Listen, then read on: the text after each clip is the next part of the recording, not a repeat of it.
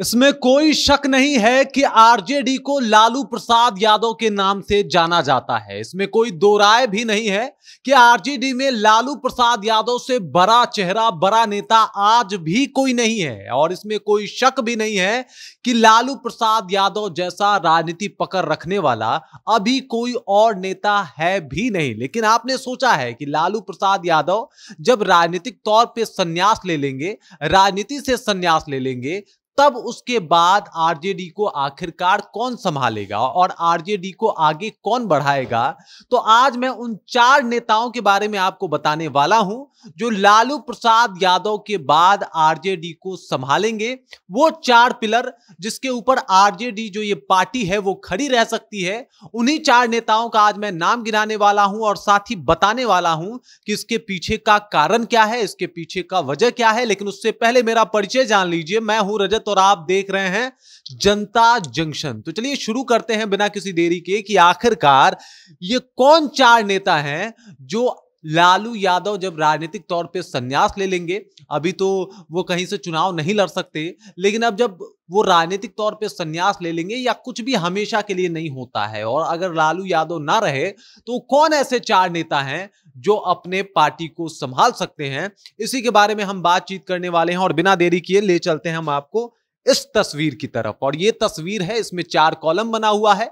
वो हैं ये चार बड़े नेता जो आरजेडी को संभाल सकते हैं, आरजेडी को संभालेंगे भी आने वाले दिन में। और अभी से ही ये सब कुछ स्पष्ट तौर पे दिखाई देने लगा है, जिसमें पहला नाम है, किसी से नहीं छुपा कि भाई लालू यादव के बाद उनकी कुर्सी, उनकी गद्दी कौन संभालेगा। तो वो नाम है तेजस्वी। जी बिल्कुल, तेजस्वी यादव जो है वो लालू यादव के बाद इनकी कुर्सी और इनकी गद्दी संभालने वाले हैं। और तेजस्वी यादव जो है वही लालू यादव के उत्तराधिकारी भी माने जाते हैं। वैसे लालू यादव के एक और बेटे हैं जिनका नाम है तेज प्रताप यादव, लेकिन तेजस्वी यादव को ही रियल मायने में माना जाता है कि ये आरजेडी के उत्तराधिकारी हैं, लालू प्रसाद यादव के उत्तराधिकारी हैं। तेज प्रताप यादव हालांकि तेजस्वी यादव से बड़े हैं, लेकिन जिस तरीके से जो माहिरता, जिस तरीके की मैच्योरनेस चाहिए जो तेजस्वी यादव में देखने को मिलता है, वो तेज प्रताप यादव में नहीं देखने को मिलता है। और इसी वजह से अगले मुख्यमंत्री के तौर पे देखना हो तो भी तेजस्वी की बातें आती है। यह माना जाता है कि भाई आरजेडी का बागडोर कौन संभालेगा, लालू प्रसाद की जगह कौन लेगा, तो उसमें भी तेजस्वी यादव का ही नाम आता है। इसके पीछे बहुत बड़ी बातें हैं। आपको याद होगा 2015 में जब लालू यादव नहीं थे तब भी तेजस्वी यादव चुनाव लड़े थे। तब वो नीतीश कुमार के साथ जाके चुनाव लड़े थे और उस वक्त इनकी पार्टी जो है वो 80 सीटें लाई थी। उस वक्त चलिए नीतीश कुमार साथ थे, लेकिन अब आ जाते हैं 2020 के चुनाव में। 2020 के चुनाव में इनके साथ कोई नहीं था, ना नीतीश कुमार थे, ना नीतीश कुमार का साथ था। और लालू यादव उस वक्त इनके साथ नहीं थे, वो जेल में थे। और उस वक्त जिस मुस्तैदी के साथ, जिस शानदार तरीके से तेजस्वी यादव ने चुनाव लड़ा था, वो काबिले तारीफ रहा। और इनकी ही ये खूबी देखने को मिली कि आरजेडी बिहार की सबसे बड़ी पार्टी बन के उभरी। मतलब आप इससे समझ सकते हैं कि जब 2020 का चुनाव हुआ और जिस तरीके से तेजस्वी यादव ने रणनीति बनाई, जो जो मुद्दों को उठाया, उसके बाद आरजेडी पहले नंबर की पार्टी बन गई बिहार में।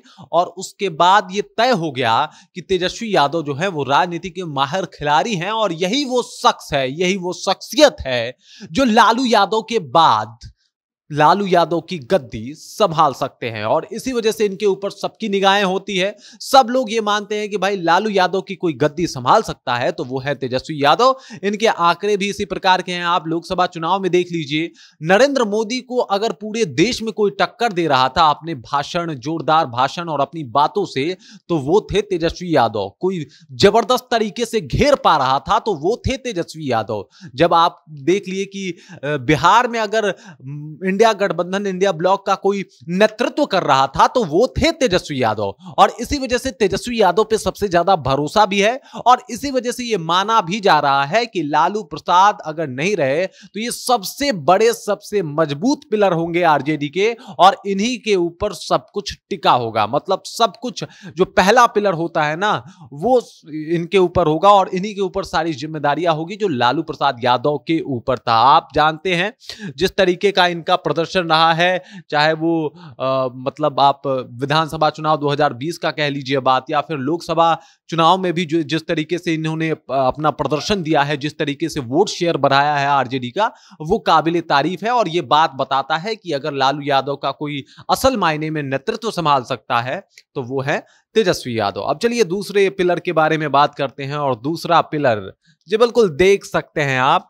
ये है रोहिणी आचार्य। जी बिल्कुल दूसरे पिलर के तौर पे आप रोहिणी आचार्य को देख सकते हैं। रोहिणी आचार्य क्यों भाई, वो तो सारण से चुनाव हार गई थी, लेकिन फिर भी रोहिणी आचार्य के ऊपर भरोसा क्यों है? भरोसे के कई कारण हैं। आप समझ जाइए कि जब लालू यादव का तबियत खराब हो जाता है, जब लालू यादव का तबियत खराब हो जाता है तो उस वक्त एकमात्र रोहिणी आचार्य इनके साथ खड़ी दिखाई देती हैं, और ये अपना किडनी तक डोनेट कर देती हैं अपने पिता लालू यादव को बचाने के लिए। और उसके बाद इनकी चर्चा जो है बिहार ही नहीं पूरे देश भर में शुरू हो जाती है। लोग इनकी तारीफ करते हैं और कहते हैं कि भाई बेटी हो तो रोहिणी आचार्य की जैसी हो, जो अपने पिता के लिए कुछ भी कर जाए। और उसी वक्त ये पता चलता है कि ये अपने पिता के लिए, पिता के साथ साथ उस पार्टी के लिए जिस पार्टी को इनके पिता ने बनाया था, पूर्णतः समर्पित है और खूब लॉयल भी हैं। आप समझ जाइए कि अगर कोई भी आज के डेट में तेजस्वी यादव या लालू प्रसाद यादव के ऊपर कुछ भी टीका टिप्पणी करता है, आरजेडी को कुछ भी बोलता है,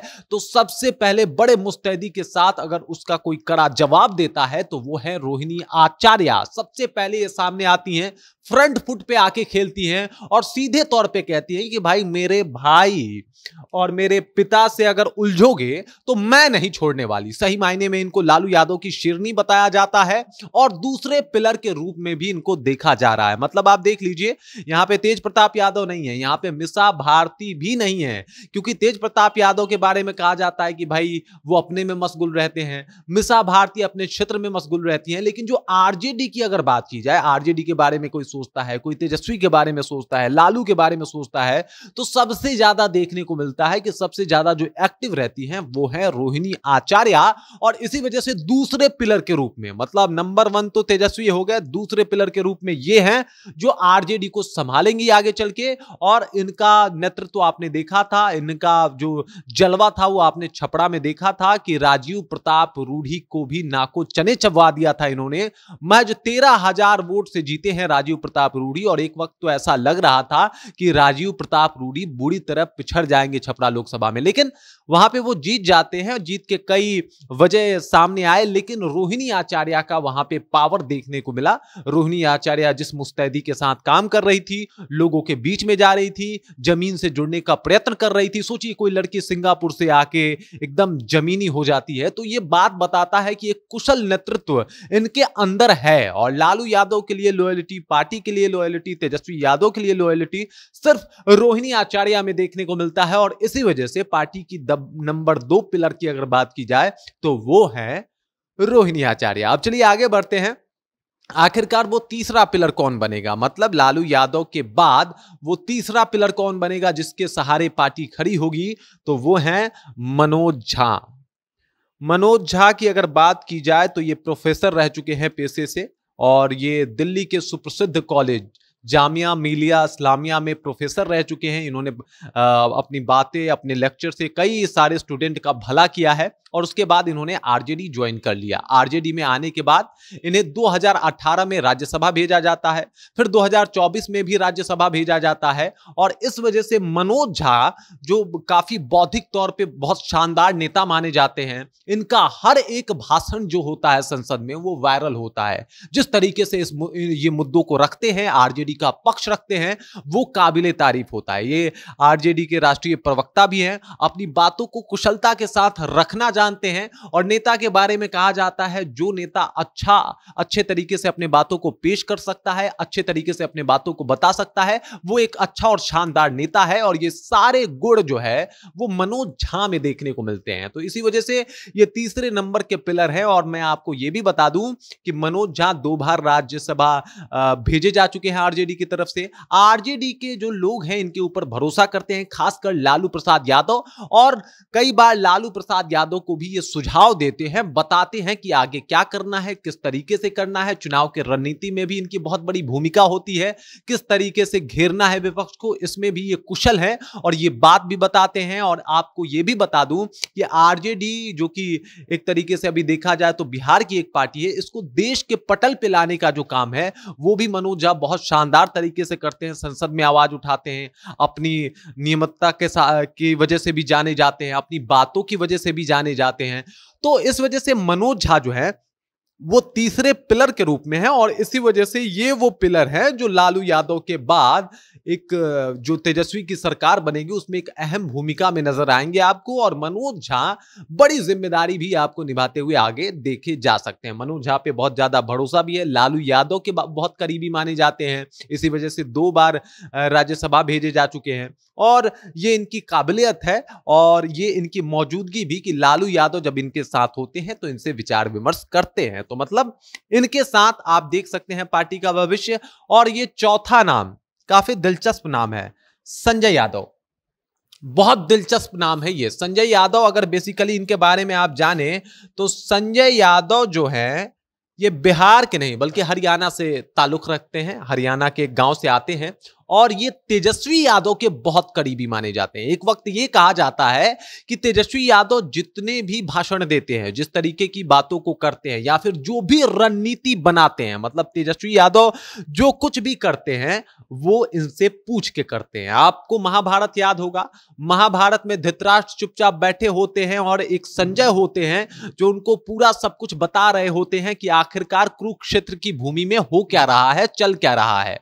तो एक टाइम के लिए आप ऐसा सोच सकते हैं कि इस वक्त अगर कोई संजय की भूमिका निभा रहा है तेजस्वी यादव के जीवन में तो वो है संजय यादव। वैसे संजय यादव हरियाणा से आते हैं, इनकी दोस्ती हो जाती है जब तेजस्वी यादव क्रिकेट ग्राउंड में पसीना बहा रहे होते हैं उस वक्त। और जब 2015 में इनको 2013 में जब लालू यादव जेल जाते हैं और राबड़ी देवी तेजस्वी यादव को बुलाती हैं तो तेजस्वी यादव राजनीति से उस वक्त थोड़ा दूरी बनाना चाहते थे, लेकिन यही संजय यादव हैं जो उन्हें प्रेरित करके राजनीति में ले आते हैं। यही संजय यादव जो है वो कुछ मुद्दे बताते हैं कि किस तरीके से आपको चुनाव लड़ना है। यही संजय यादव जो है वो जो 2020 का जो विधानसभा चुनाव हुआ था उसकी पूरी प्लानिंग की, और यही संजय यादव जो है वो अब राज्यसभा के सांसद भी हैं। तेजस्वी यादव ने इनका नाम मनोनीत किया था, इनके साथ लालू प्रसाद यादव भी थे। लालू प्रसाद यादव को भी कई बार ये टिप्स देते हुए नजर आते हैं, लालू प्रसाद यादव को बताते हैं कि क्या कुछ करना है। मतलब तेजस्वी के बहुत खासम खास है, एकदम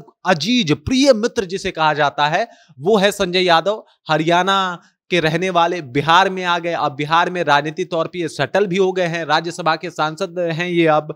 और अब जो है अगर संजय यादव की बात की जाए तो संजय यादव के ऊपर तेजस्वी यादव आंख बंद करके भरोसा करते हैं। पूरा रणनीतिकार है तेजस्वी यादव के, सलाहकार है तेजस्वी यादव के, और जो कुछ भी करते हैं तेजस्वी यादव कहा जाता है कि संजय यादव से पूछ के ही करते हैं। मतलब संजय यादव की अगर बात की जाए, भूमिका की बात की जाए तो पार्टी में बहुत बड़ी है, क्योंकि वो उस इंसान को लीड कर रहे हैं, उस इंसान को बता रहे हैं जिसकी पार्टी में बहुत ज्यादा जिम्मेदारी मिलने वाली है। मतलब तेजस्वी यादव को सीधे तेजस्वी यादव संजय यादव से कुछ पूछ के करते हैं। जो भी काम इनको करना होता है, जो भी रणनीति बनानी होती है, जिस तरीके का भी काम करना होता है, उसके लिए वो संजय यादव पे डिपेंड हो जाते हैं। और इसी वजह से बहुत सारे जो भी आप समझिए कि तेजस्वी यादव के बोलचाल के भाषा से लेके राजनीतिक करियर के सेटलमेंट में संजय यादव का बहुत बड़ा योगदान है। इसी वजह से पार्टी के कई नेता इनसे नाराज भी हो जाते हैं, कहते हैं कि भाई संजय यादव जो है वो तेजस्वी यादव को अपने वश में करके घूमते हैं, मतलब उनके काबू में रहते हैं।